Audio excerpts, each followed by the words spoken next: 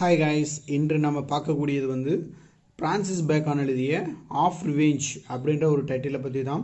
So இதில் revenge அப்படின்றது பார்த்திங்கன்னா யாருமே எடுக்கக்கூடாது அப்படின்ற அந்த ஒரு விஷயத்தை வந்து முன்வைக்கிறாரு பேக்கான்.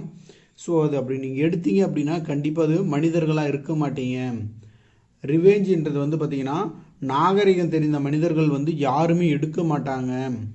அது எடுக்கிறவங்க யாராக இருப்பாங்க அப்படின்னா அந்த காட்டில் வாழக்கூடிய விலங்குகள், காட்டுவாசிங்கெல்லாம் இருக்காங்க இல்லையா, அவங்க மட்டும்தான் அந்த ரிவேஜ்ன்றதை எடுப்பாங்க அப்படின்னு பேக்கான் சொல்கிறாரு. அதுக்கப்புறம் ரிவேஜ் என்கிற வார்த்தை வந்து பார்த்திங்கன்னா காட்டுக்கு மட்டும்தான் பொருந்தும்.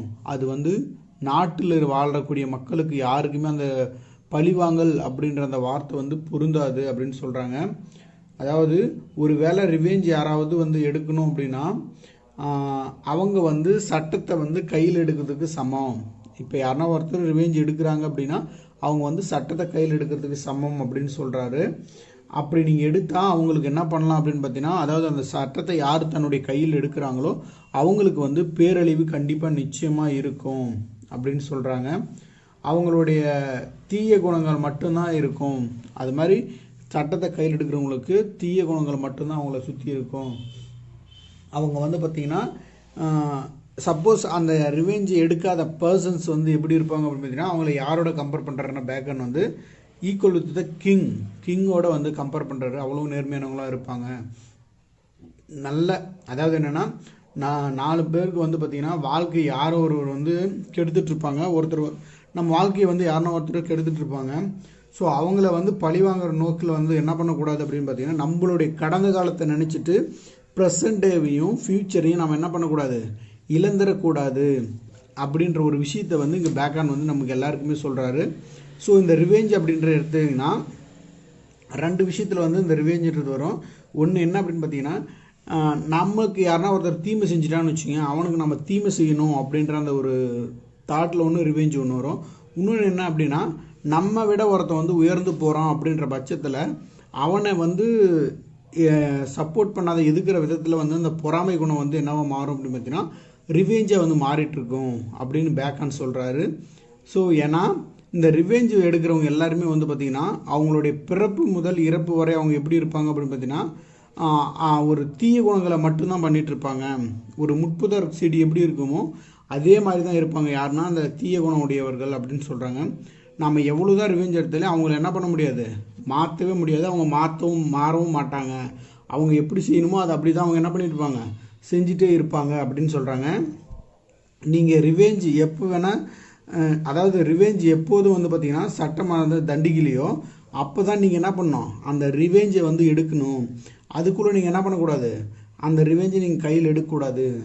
அதாவது சட்டம் கடமையை வந்து செய்கிற வரையில் வந்து பொறுமையாக தான் இருக்கணும் அப்படின்னு சொல்கிறாங்க. ஸோ அப்படி மீறி சட்டத்தை வந்து கையில் எடுத்தால் நீயும் வந்து எப்படி தான் இருப்ப, குற்றவாளியாக தான் இருப்பீங்க சட்டத்துக்கு முன்னாடி. அந்த சட்டம் தன்னுடைய கடமையை செய்யாத பட்சத்தில் நீங்கள் அதை செஞ்சீங்க அப்படின்னா நீங்கள் வந்து குற்றவாளியாக தான் இருப்பீங்க. செய்யாத பட்சத்தில் நம்ம செஞ்சுக்கலாம், ஆனால் செய்யும் போது கொஞ்சம் பொறுமையாக இருங்க, அது செய்கிற வழி வெயிட் பண்ணுங்க அப்படின்னு சொல்கிறார் பேக்கான்.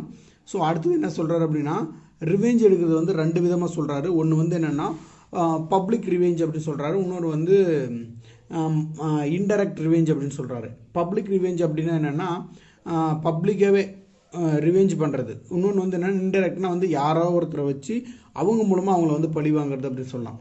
இதில் வந்து நம்ம இன்டைரக்ட் ரிவெஞ்சை வந்து பார்க்கலாம். ஸோ என்னென்னா